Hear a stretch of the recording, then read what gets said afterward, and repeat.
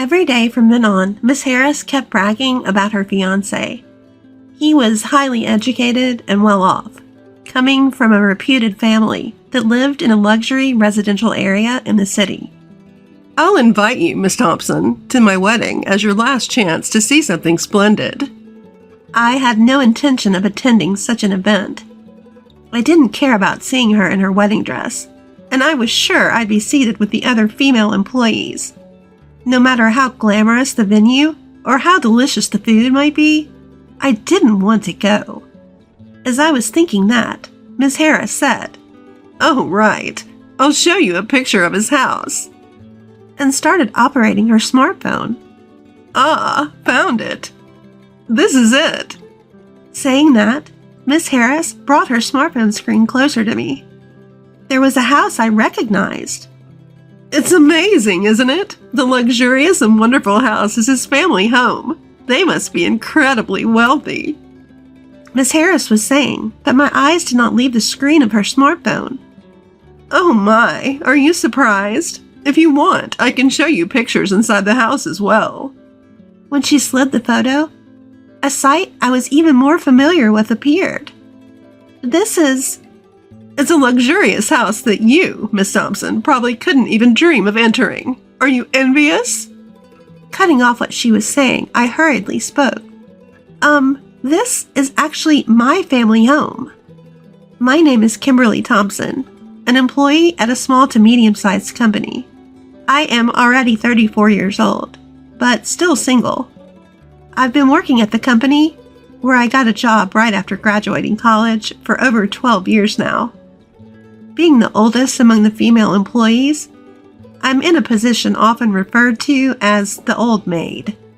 And all the other women who joined the company at the same time as me have left after getting married. In other words, I'm the only one who kept working there. It is not that I'm working there to find a husband. I just diligently work every day.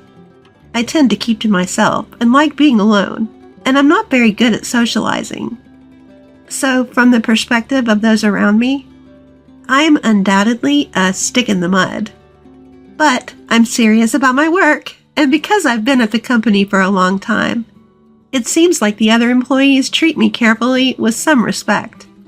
Well, I can understand their feelings. I don't go to any social events with my coworkers, and I don't exchange contact information with anyone.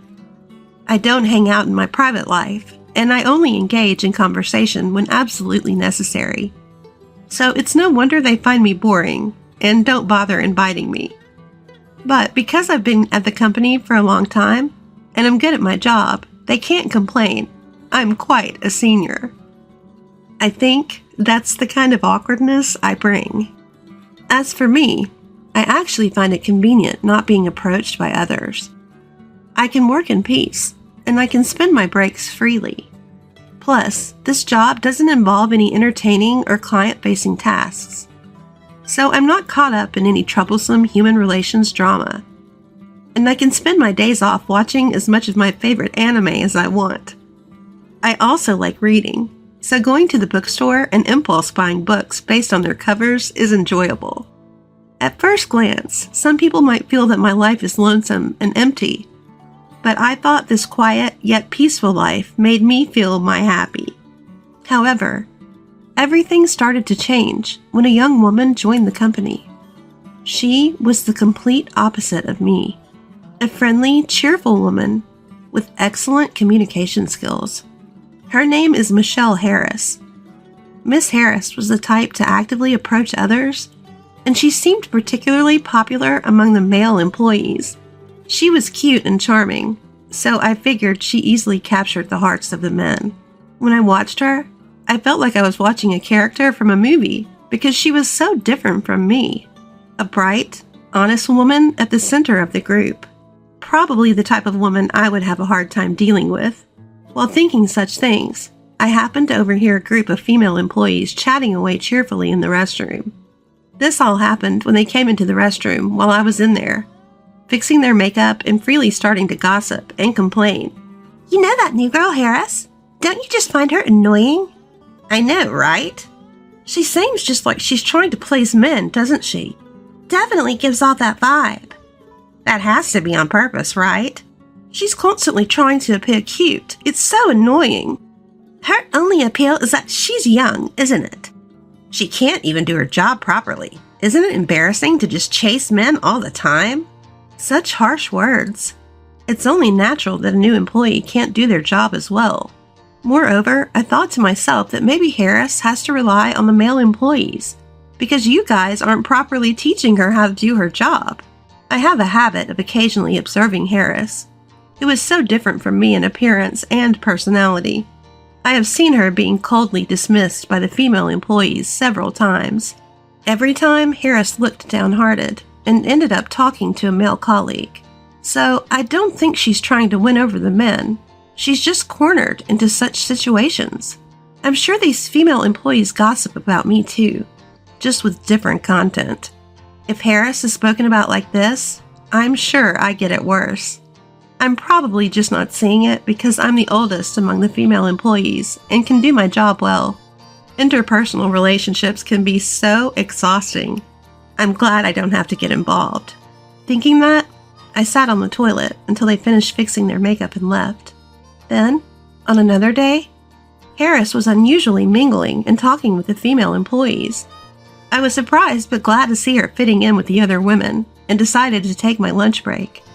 As I got up from my seat to go outside with my packed lunch, as usual, I passed by them, and Harris suddenly called out to me. When I turned around, she asked me a nonsensical question. "Why aren't you married, ma'am?" It's clearly a malicious question. As I was struggling to answer, I could hear the female employees behind Harris chuckling. Even the wide-eyed male employees started to laugh. Led on by them. One of the female employees said, "Hey, that's rude," but then praised Harris, saying, "You're such a funny girl, Harris." From then on, Harris started to ask me more and more disrespectful questions that left me at a loss for answers, thinking she would be praised for making fun of me. "Miss Thompson, have you ever had a boyfriend? How many years have you not had a boyfriend? How many people have you been with? Are you by any chance not interested in men?" Harris kept asking me these personal questions without considering my feelings at all, and the level of disrespect only increased over time, and the surrounding employees seemed to find it amusing, encouraging Harris as if they wanted her to do more. I suppose she was happy to be recognized as one of them by the other female employees. Trying to meet their expectations, she kept intensifying her remarks to me. As things escalated, she began to flaunt her own status to me. "My boyfriend just gave me a designer bag as a gift the other day. I'm going to a high-end restaurant tonight that's booked out for the next 6 months. Do you just eat macaroni and cheese at home, Thompson?" This kind of petty one-upmanship had been her modus operandi. "Miss Thompson, you don't seem to have any connection with luxury items. How pathetic," she would throw in with her sarcasm. Rather than feeling angry, I was beginning to find it impressive. As this silly back and forth went on, I found myself increasingly burdened with Miss Harris's work. Miss Harris, who was rather overbearing, had an invincible disregard for fear. The other female employees seemed unable to deal with her, and she rapidly turned into a monster. Then one day, after some time had passed, something happened. When Miss Harris came to work, she was very upbeat and started talking to me. "I got engaged." As she said this, she showed me a picture of her fiancé, even though I hadn't asked. When I responded with a polite, "That's nice," and tried to return to my work, Miss Harris continued to chatter on. "My fiancé is really rich, kind, handsome, and perfect. Are you jealous? I'm going to be happy leaving you here, Miss Thompson." With that, she brought her smartphone screen closer to me. She continually belittled me and bragged about how amazing her fiancé was and how she had hit the jackpot by getting engaged to him. "Well, I am jealous. Congratulations, truly," I said. Miss Harris, looking satisfied, said, "Okay, I'm going back to work," and returned to her desk. When it comes to this, it's almost refreshing. I sighed deeply. I need to focus on my work. Just as I was trying to switch my mindset, I heard the other female employees talking behind me. She's really getting carried away, isn't she? Seriously, just because she's getting married, she's acting so giddy? What's up with that? Like she can actually be happy after getting married. She probably can't even do housework and might cheat on him. I agree. She's definitely the type who would get divorced quickly once her charms wear off. Totally agree. As one of them began to vent, the others joined in, spewing complaints. Out of pure curiosity, I asked the female employees, "Weren't you all friends with Miss Harris?" "What are you talking about? No way." They all laughed. "We would never be friends with a woman like that. It's just her thinking we're her friends." I see. It seems that Miss Harris had managed to make enemies of the female employees again. They didn't mind when she was bullying me, but as she increasingly tried to one-up me, she started doing the same thing to the other female employees. I sighed quietly. Aren't you the ones who boosted and fanned her flames? From then on, Miss Harris boasted about her fiancé almost daily. Apparently, he comes from a prestigious family, is highly educated, earns a high income, and his parents' home is located in an upscale residential area in Manhattan. This has nothing to do with you, Miss Thompson, who always looks so shabby. It seems like you could continue to live a simple life alone. The only people who would marry you are likely to be leftovers. Nobody high profile or high earning would ever consider someone like you. You may have to settle for someone uneducated and unemployed. But even such a man might refuse you, considering you're a dried-up old maid. Miss Harris would say, laughing. I'll invite you to my wedding, Miss Thompson. It will be your last shining moment. I certainly did not want to attend that. I couldn't care less about her wedding dress, and I'm sure I'd be seated with those female employees. Even if the venue is glamorous and the food is delicious, I wouldn't want to be there. As I was thinking this, Miss Harris said, "Oh, I just remembered. I'll show you a picture of his parents' house." And she began manipulating her smartphone. I wasn't interested in her fiancé's parents' house at all. "Oh, I found it. This is it," Miss Harris said, bringing her smartphone screen closer to me. I saw a house that looked familiar.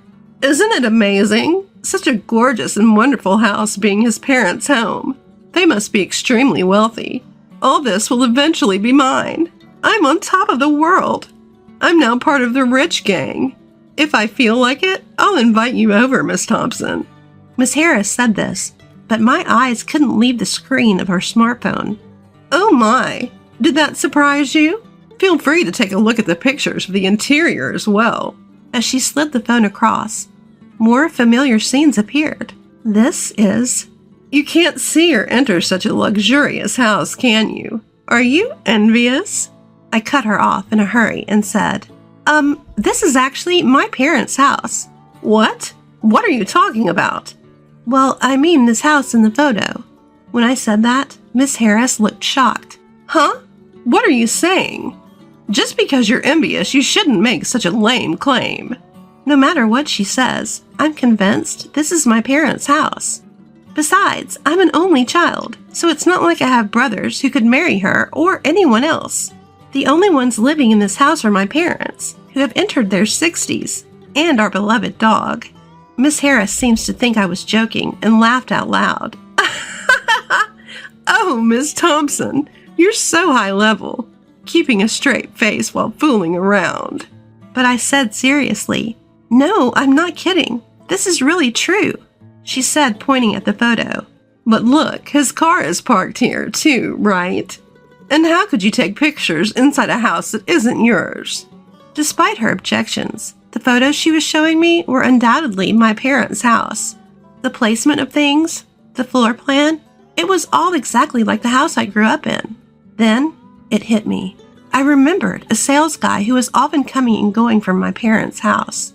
I'd met him there and talked to him. He was desperately trying to get a contract, telling my parents all sorts of convenient things. I asked Miss Harris her fiancé's name. It was the same name as the salesman. I see. So that man, Aaron, was pretending my parents' house was his own to impress her.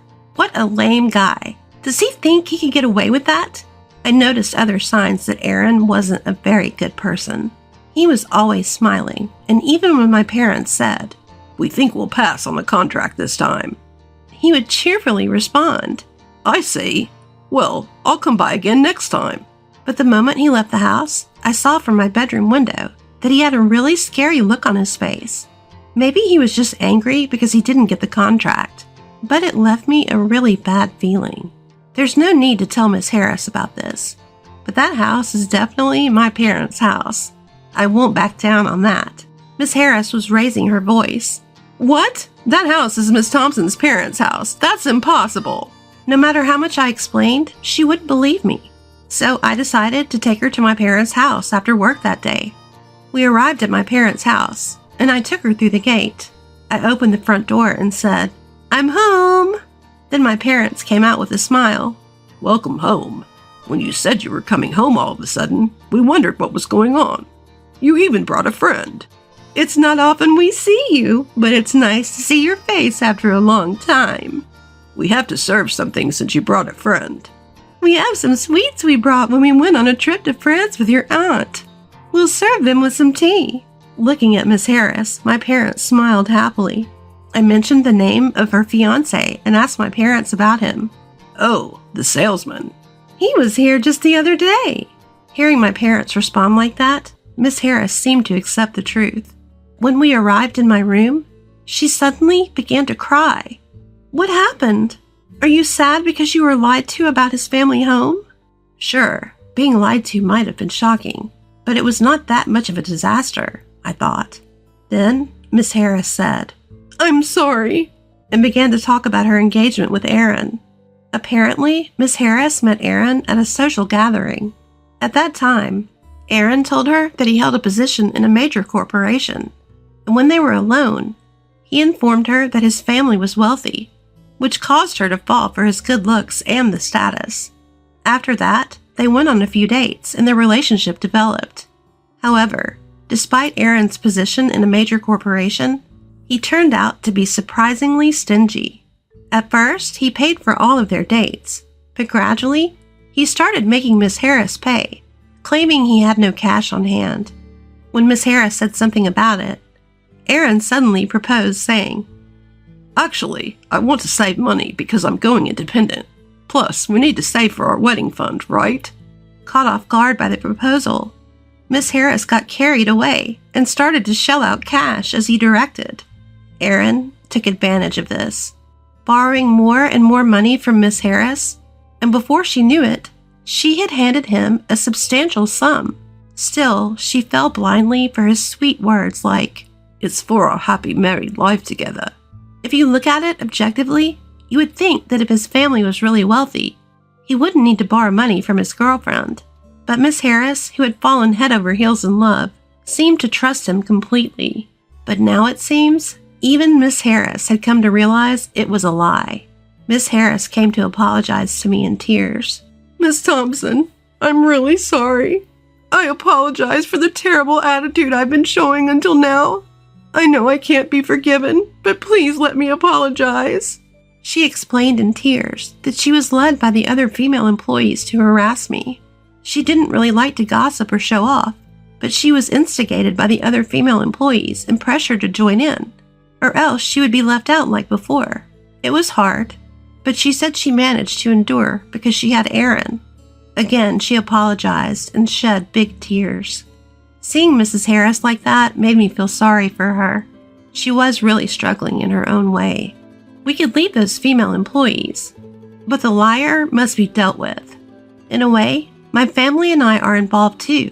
We need to teach him a lesson. Let's teach that guy a lesson. I decided to have Miss Harris call Aaron. When we arranged to meet at a cafe, he changed his complexion as soon as he saw my face. Aaron, looking uncomfortable, lowered his gaze. I told him I was going to report his misuse of the photo of his family home and his deception of my junior colleague to his workplace. He turned pale and started apologizing. "Please, forgive me for that." "So why did you lie and deceive Miss Harris?" Apparently, he had approached her because he thought she had money, since she wore nice clothes and branded bags. He began to brazen it up. and turned to Miss Harris and said something outrageous. Mainly, it's your fault for coming after me without seeing through my lies. I showed you a nice dream, so you should consider it a gratitude fee. I was stunned at his audacity. It reminded me of the hidden side I saw from the window at my family home. You proposed marriage. That's why Miss Harris trusted you. Then Aaron replied with a defiant laugh. Well, I thought it was the best thing to say. What do you mean? So you had no intention of marrying Miss Harris? Well, yes. I'm not thinking about getting married right away. Aaron casually made such a statement. Miss Harris couldn't take it anymore and started crying. Seeing Miss Harris crying, Aaron looked annoyed. What a terrible man he is. There's no need to show mercy to someone like him. I pulled out a voice recorder and said, I recorded what you just said. And you know you can demand compensation for breaking off an engagement without a reasonable cause. Aaron turned pale and frantically said, Whoa, that's gonna be a problem. Choose between reporting this incident to the company or repaying the money you borrowed from Miss Harris along with some damages, I said. Hearing this, Aaron replied, I'll pay back the money, and dropped his shoulders. That's how we came to an agreement that he would pay back Miss Harris. It seems that Aaron was cheating, and his mistress was spending money lavishly, more than his salary could cover. But he was so smitten with her that he was siphoning money from Miss Harris to keep her satisfied. After Aaron left the cafe, Miss Harris tightly grasped my hand and repeatedly expressed her gratitude. She apologized once again for everything that had happened and promised to change her ways. Since then, Miss Harris has become quite fond of me and no longer exhibits her previous attitude. Even when other female employees act unpleasantly, she no longer lets it bother her and concentrates on her work. Seeing her like this, the female employees still badmouth her, but I think they're just not worth dealing with. Later, when one of the female employees got engaged, a nasty war of words began among them. Petty jealousies and grudges started affecting their work, and a fed-up supervisor escalated the matter, resulting in each of them being transferred to different departments. Being on their own, these women weren't particularly harmful, and it seems they are now working quietly in their new departments. Our department has become peaceful and calm, and Miss Harris has been able to work more freely. Lately, Miss Harris and I have been having lunch together, sharing our hobbies. Thanks to her, I've developed an interest in fashion, and she has become a big fan of anime. I may not be friendly with everyone, but having someone like Miss Harris, whom I can trust, has made working at this company more enjoyable than ever. Money and status may be attractive, but they are only a part of life, not everything. I may be plain, but I believe that being able to live a peaceful and calm daily life is truly the greatest happiness. I made myself lunch today. I want to be a better cook, so please have a taste, she said. All right, let's go to a nearby park and eat, I replied. Yes, she replied happily. Ugh, the food is terrible again. It doesn't taste good at all when I have to eat it while looking at your gloomy face. It was a big mistake to marry such an incompetent woman. In fact, it was a mistake to be born into this family in the first place. I'm fed up with having two sick people in the house. Whenever my husband sees me, all he does is complain. I don't want his words to upset his bedridden parents. My name is Chloe. I am 34. We've been married for 5 years. We met through a mutual friend when I was 29 and my husband was 31. After graduating college, I lost my parents to illness one after another. My husband, Sam, proposed a serious relationship with marriage in mind, which made me believe he was a sincere person. Looking back, I think he was in a hurry to get married because all of his friends were getting married, and he didn't want to fall behind. The topic of marriage came up within 6 months of dating, and I went to visit his family. His parents welcomed me more than I expected and showed me a lot of consideration when they learned that my parents were gone. My mother-in-law helped me with the wedding preparations just like my own mother would have, and I was very grateful. So, I had no objections to living together with his parents after marriage. In fact, you could even say I was more than welcome. "Chloe, the coffee you make is really good." "Thank you." My deceased father was a great coffee lover, and I also love coffee due to his influence. I buy various beans and sometimes blend them myself. I was so into coffee that I wanted to open a cafe with my father in the future. However, after my father passed away, I somehow lost that passion. Now, my father-in-law truly enjoys the coffee I make. When I see how much he loves coffee and enjoys coffee I make, it reminds me of my father. Sometimes it brings tears to my eyes.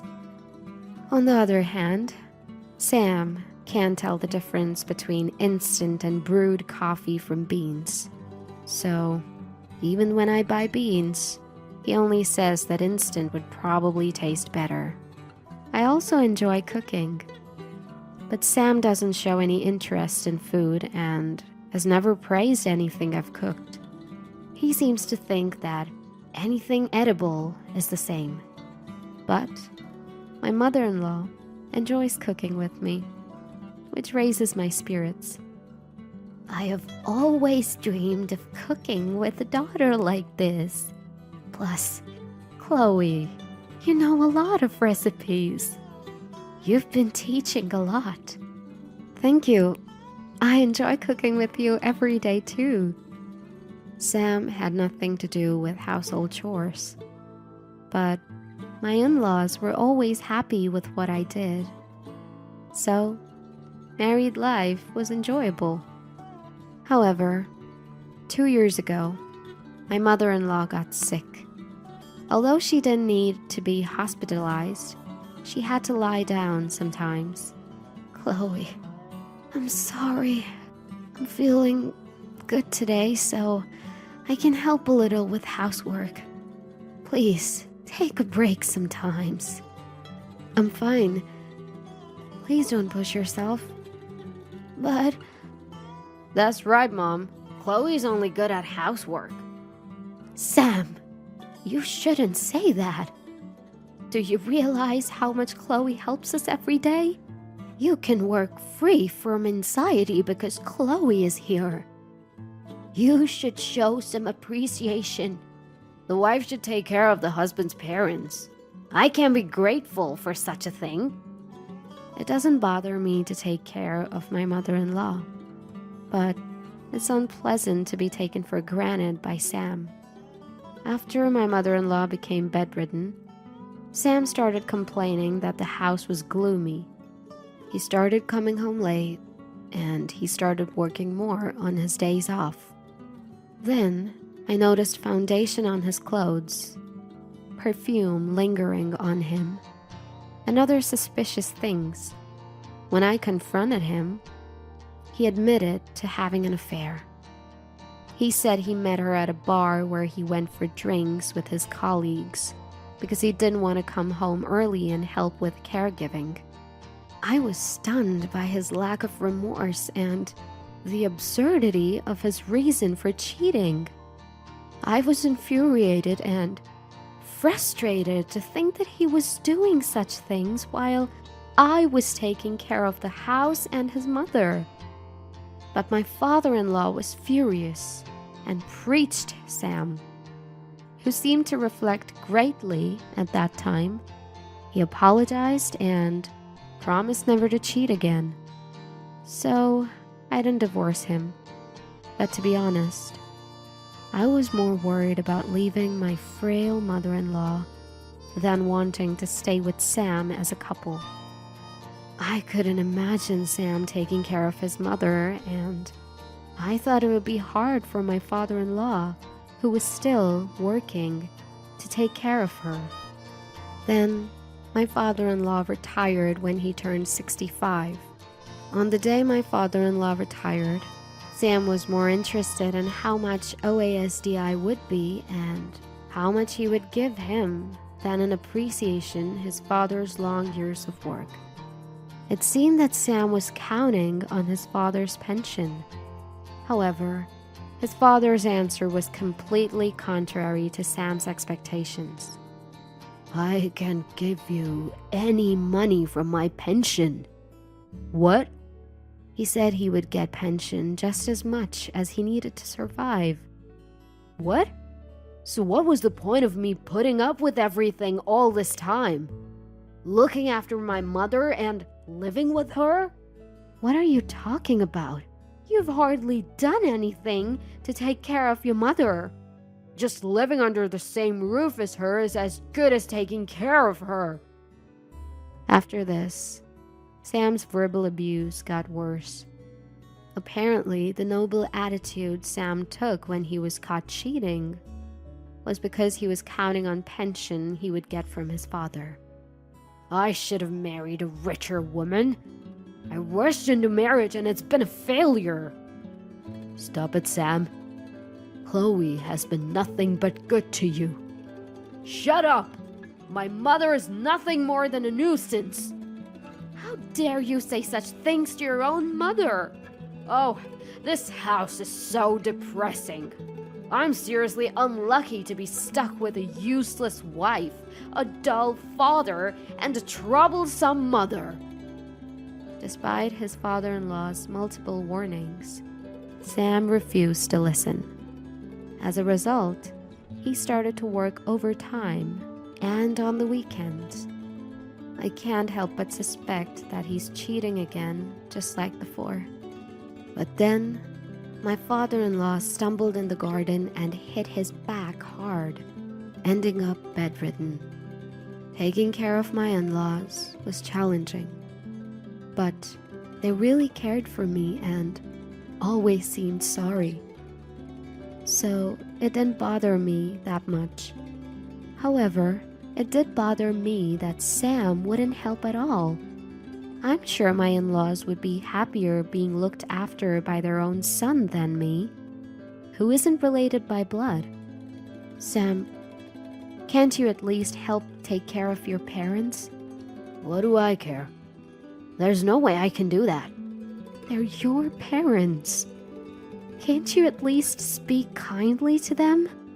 "I got a bum deal with a wife. And I got a bum deal with parents too. I just can't catch a break."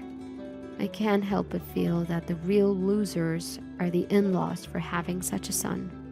My suspicion that Sam is having an affair doesn't go away. But I can't leave the house, especially with my in-laws bedridden. If I leave, Sam would surely neglect his parents. I don't want to remain married to such a man, but I can't bring myself to ask for a divorce. Wondering what would happen to my in-laws. Then, Sam announced that he was going to Hawaii with friends for Christmas. "You're going to spend Christmas holidays in Hawaii?" "Yes. I'm not going to spend my precious holiday in this depressing house. I'm going to refresh my body and soul in the sun-soaked Hawaii." "Don't you want to spend at least Christmas taking care of your parents and have a quiet family time at home?" "Not at all. Who would want to spend their precious vacation in this house?" "Who are these friends?" "Who I travel with is none of your business." "Is it a woman?" "Shut up! What do you care if it is?" Sam brazenly denied it, just like the last time. He must have been cheating again. I wasn't shocked to find out about it this time, but I was disappointed to see Sam's attitude. He showed no remorse. I bit my lip at the realization that he doesn't consider me his wife. I work every day. I can't keep going without some sort of fun. But Sam, you're married. Shouldn't there be some basic manners being spouses? There's no such thing. You're nothing more than a housekeeper to me. Kept around to take care of my parents. That's terrible. If you have a problem with it, let's get a divorce. Don't get on my case, especially since you have no other home to return to. You should just keep quiet and take care of the house. I don't want to stay married to him after being treated like this. I'm dying to say, I'm fine with the divorce, and leave. I could handle it on my own. But now that my mother-in-law and also my father-in-law are bedridden, I can't bear to leave them behind. And if I take them with me, I don't know how we'll survive. Even if I decide to put him in care facility, I'm not sure if both of them could be admitted right away. There's also the issue of cost.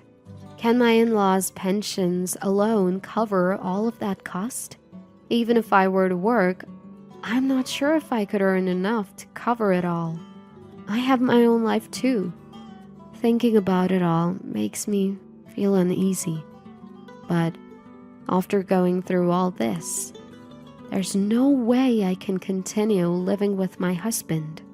You're worried about Sam, aren't you? Yes. It seems we made a mistake in the way we raised our son. I'm sorry for causing you so much pain. You don't have to worry about us. You should do as you please. That's right, Chloe. You should be free. But I can't just leave. I can't leave everything to Sam. Chloe. The words of my in-laws, who care about me more than their own health, resonate in my heart.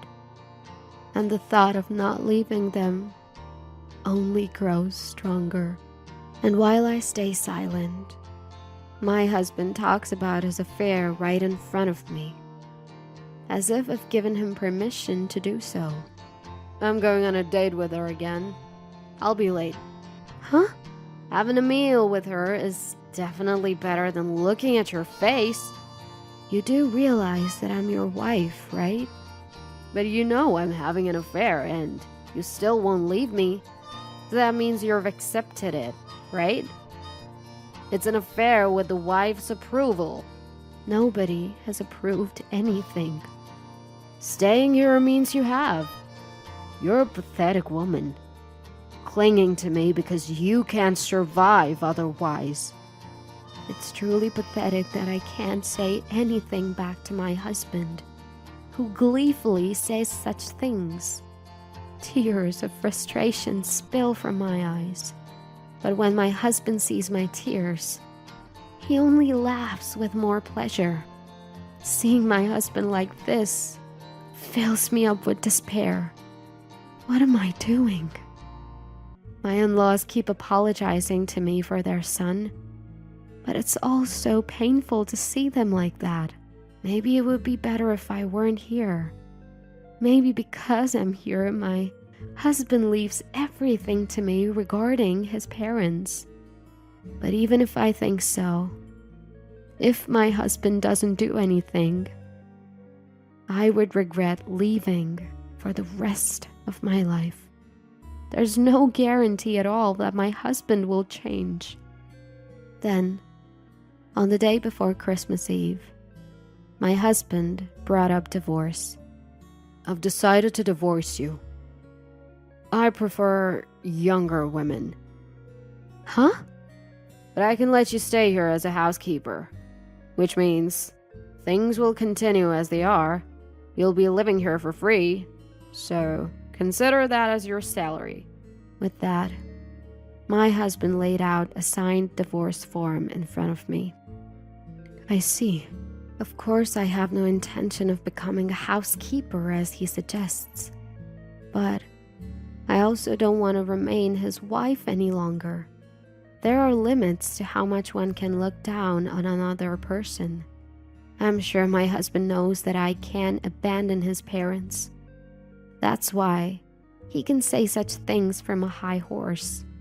Knowing that makes me even more angry and frustrated. Well, take good care of them, will ya? The next morning, my husband left on a cheerful note for a trip to Hawaii. Even if I separated from my husband, I would like to stay with my in-laws. But such a convenient option isn't easy to come by.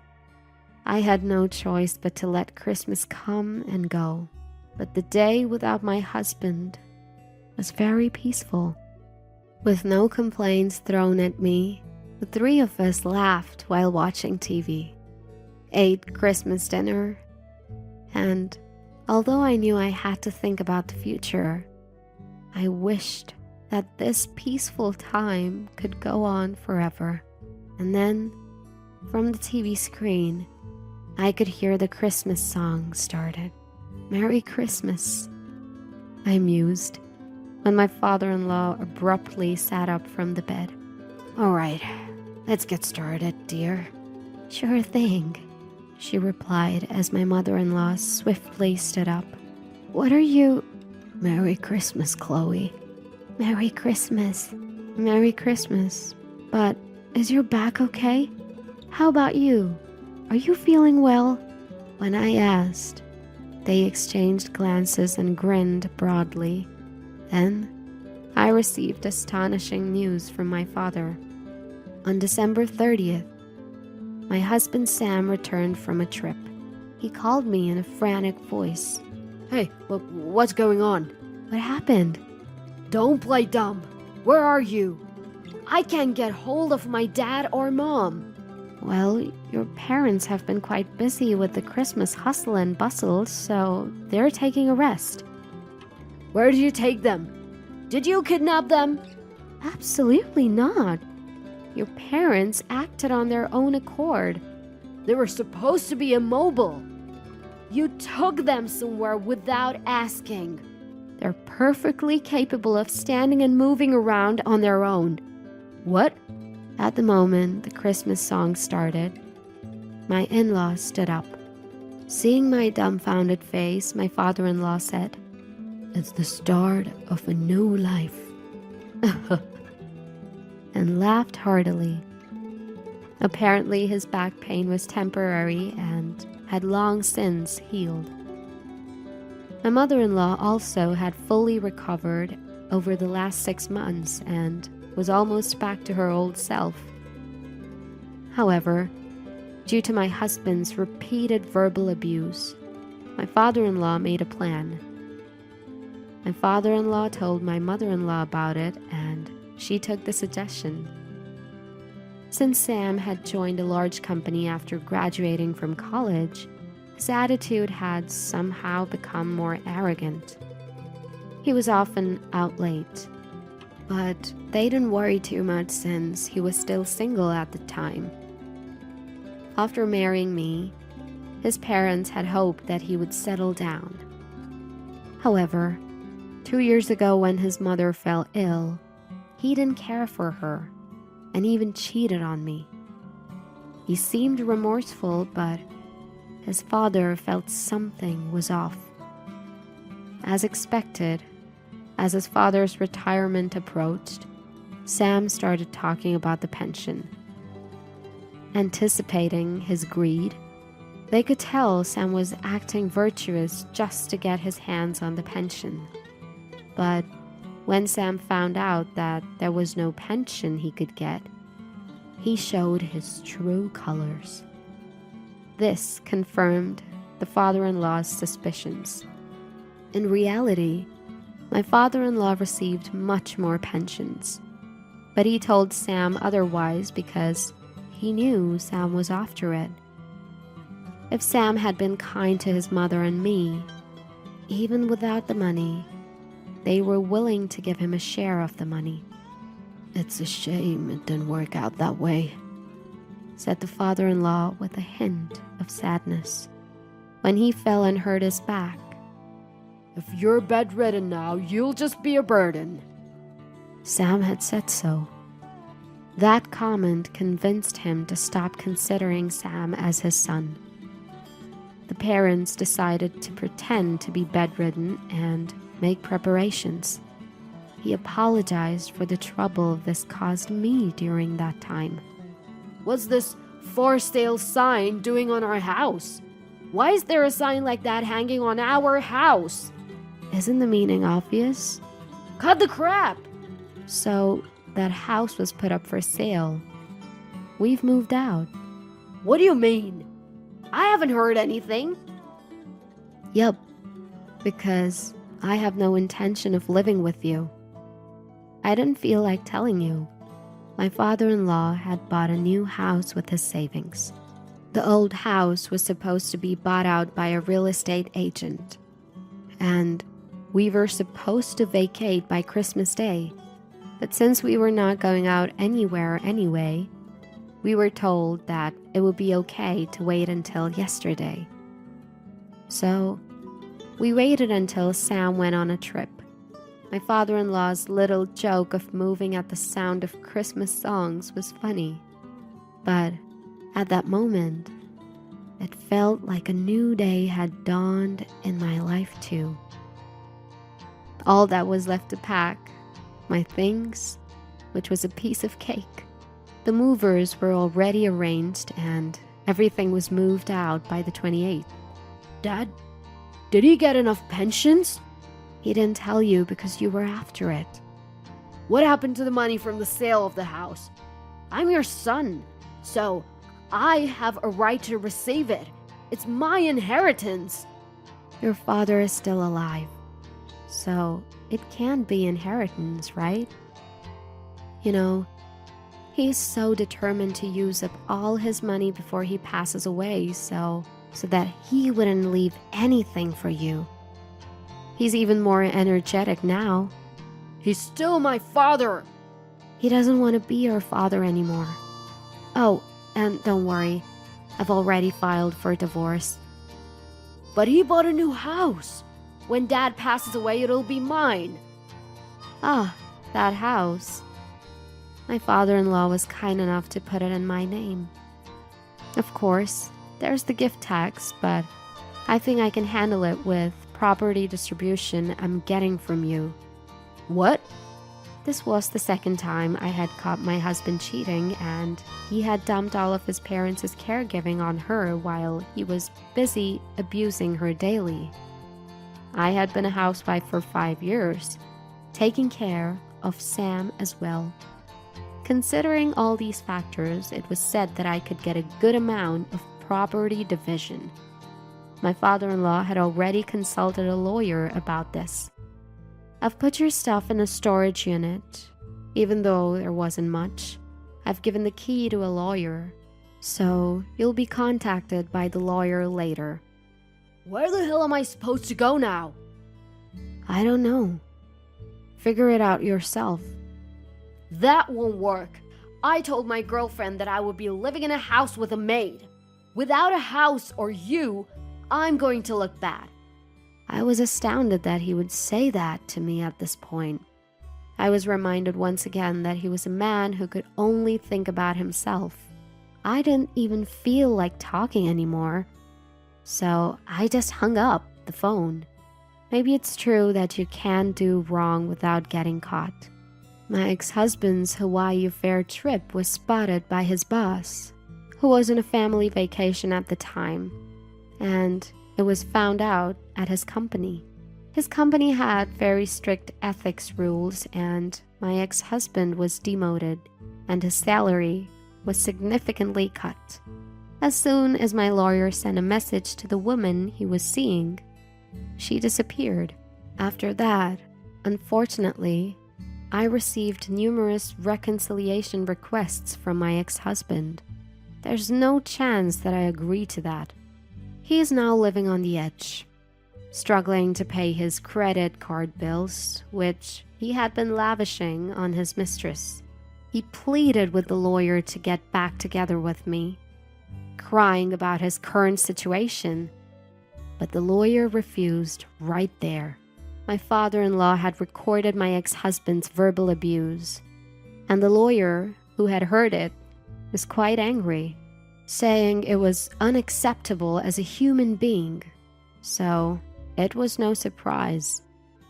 My father-in-law had bought an old house with good air. I'm currently planning to turn it into an old-fashioned cafe. My father-in-law had said that he bought it with that intention. Every day, I exchange ideas with my father-in-law and his wife, trying to figure out what will work the best. I don't know if it will work out, but I'm going to give it my all. Seeing the happy faces of my in-laws every day makes me happier than anything else.